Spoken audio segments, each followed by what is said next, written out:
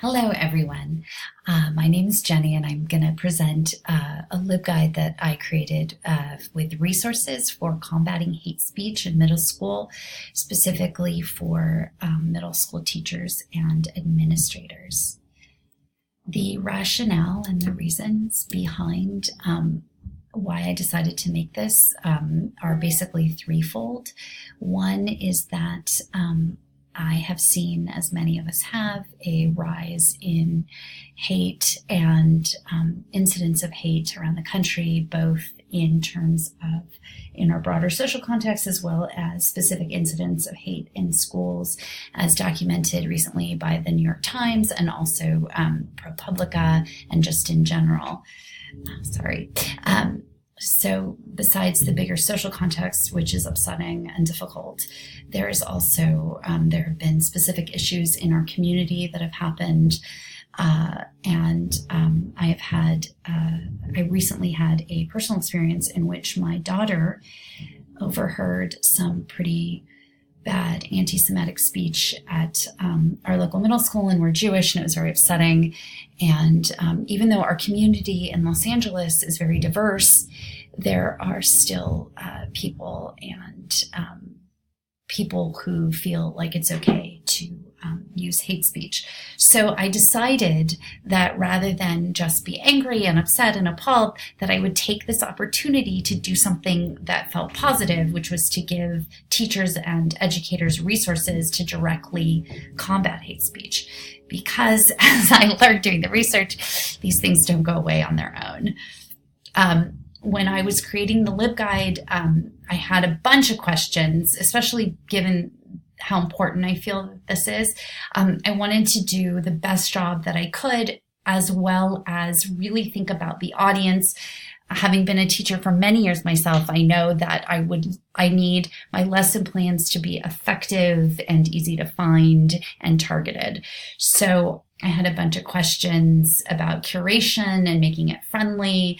And in terms of directly targeting hate speech, what would be the best way to go about it? And talking to people, and I have done a teaching tolerance training, I thought about focusing on allyship, because the school that my daughter goes to does have an upstander anti-bullying program, and I thought that allyship would be a great way to build upon the work that they've already done. And allyship is about standing up and speaking out directly by non-marginalized community members against racism, and not leaving it up to the victims to take care of it.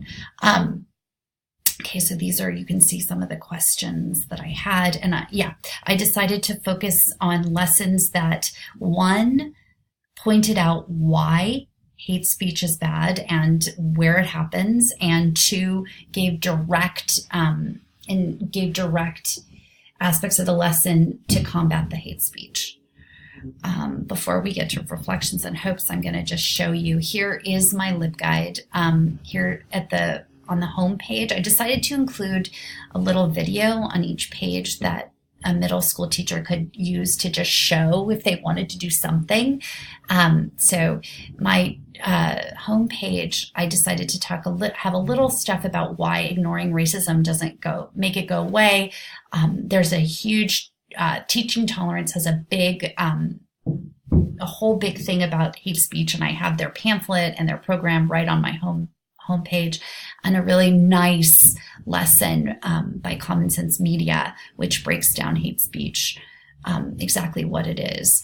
I decided to include California codes and regulations because I thought that it was important for educators to know that not only by addressing hate speech, not only they're doing the right thing morally, but it also has to do with there's recent laws and regulations in California that address hate speech.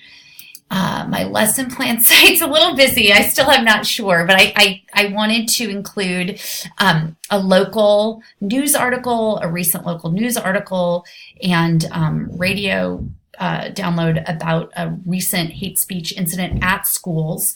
And also just a really quick lesson, really quick, a teacher can just take this and have a real quick discussion with her students. The 3 topics, lesson plan topics that I included were being an ally.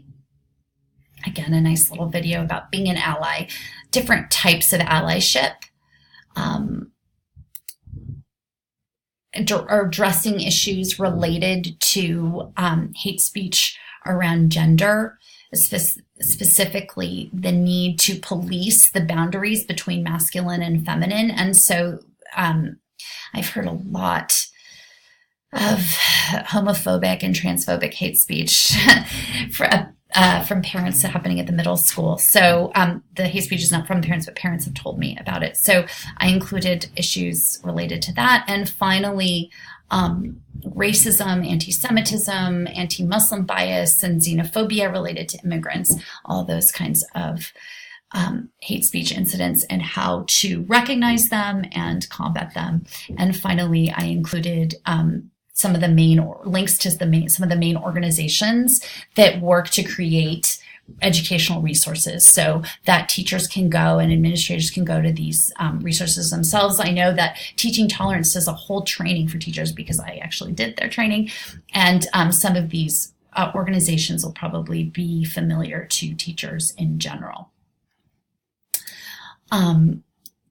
So reflection and hopes. This was a very, I have to say, it was a very gratifying thing to work on. Again, it feels better to do something positive in the face of hate than to not do anything at all and just be upset. My hope, and I think this is the hope of so many of us in the information field, is that someone actually uses the information and that an administrator or a teacher makes use of this. And I want the kids to hear so much about this stuff that they get bored and their eyes glaze over and they know what to do when they hear hate speech. Okay, thank you so much.